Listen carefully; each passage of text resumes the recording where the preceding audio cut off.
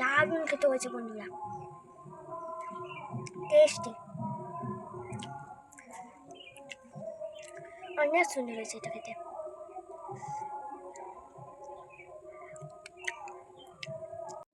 High বন্ধুরা, আজ আমি আপনাদের একটা পাতা পোড়া রেসিপি করে দেখাবো। এই পাতা পোড়াটা খেতে দুর্দান্ত লাগে। ঝাল ঝাল করে পাতাটায় বেটে ভালো করে কলা পাতায় পুড়লে খেতে খুব ভালো লাগে। এই পাতাটাকে আমাদের মেদিনীপুরে কাঁঠালু পাতা বলে। আপনারা কি এই পাতাটা চেনেন? আপনাদের এলাকায় যদি এই পাতাটা থাকে তাহলে এই পাতাটাকে কি নামে চেনেন আমাকে কমেন্ট করে জানাবেন। আমাদের মেদিনীপুরে এটাকে কাঁঠালু পাতা বলে। এই কাঁঠালু পাতাটাকে বেটে কলা পাতায় যদি পোড়ানো হয় খেতে দুর্দান্ত লাগে। প্রথমে কাঁঠালু পাতায় পোকা আছে কিনা ভালোভাবে দেখে নিব, তারপরে পুরো কুচি কুচি করে কেটে নিব। ভালো করে কেটে বেছে ধুয়ে পরিষ্কার করে কুচি কুচি করে কেটে নিতে হবে এই পাতাগুলো। দেখতেই পাচ্ছ বন্ধুরা, পুরো আমি ঝিরিঝিরি করে পাতাগুলো কেটে নিয়েছি। এবার এক বালতি জলে ভালো করে ধুয়ে নিতে হবে। পাতায় তো অনেক নোংরা বালি থাকে, ভালো করে চটকে চটকে ধুয়ে নিলে বালি টালি সব জলের নিচে পড়ে যাবে। ভালো করে চিপড়ে উঠে নিতে হবে এই পাতাগুলো ভালো করে ধুয়ে নিয়েছি। এবার মিক্সার জারে দিয়ে ভালো করে বেটে নিতে হবে। আপনাদের কাছে যদি মিক্সার জার না থাকে তাহলে শিলনোড়ায়ও বেটে ফেলতে পারেন।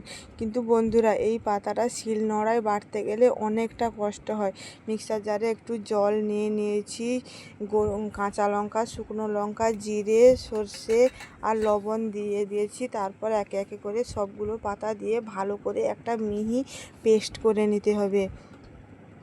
প্রথমে অর্ধেকটা মতো পাতা দিব মিক্সার জারে। বেশি পাতা দিয়ে দিলে মিক্সার জারের এটার ঘুরবে না, তাই অল্প কিছু দিয়ে জল দিয়ে ভালো করে ঘুরিয়ে নিব। দেখতেই পাচ্ছ বন্ধুরা, মিক্সার জারে ভালো করে পেস্ট করে নিয়েছি। এবার দেখতেই পাচ্ছ জলের পরিমাণটা বেশি দিয়েছিলাম, আর বেশি জল দেওয়া যাবে না। আবারও ওই একই জারে ভালো করে আবারও কেটে রাখা পাতাগুলো দিয়ে দেবো। দিলে আর জল দিব না, ওই একই জলের মধ্যে সবগুলো পাতা পেস্ট হয়ে যাবে। দিলে জলের পরিমাণটাও কম হয়ে যাবে, শক্ত শক্ত মতো হবে। বেশি জল থাকলে কি হবে বলো তো বন্ধুরা, যখন কলা পাতায় ভাঁজ দেবো সেই জলটা ভেসে বেরিয়ে যাবে এক সাইড দিয়ে। শক্ত শক্ত করে বাটতে হবে। এবার বেটে নিয়েছি মিহি পেস্ট করে। একটা বড় সাইজের পেঁয়াজ দিয়ে আরও একবার ভালো করে মিহি করে পেস্ট করে নিতে হবে।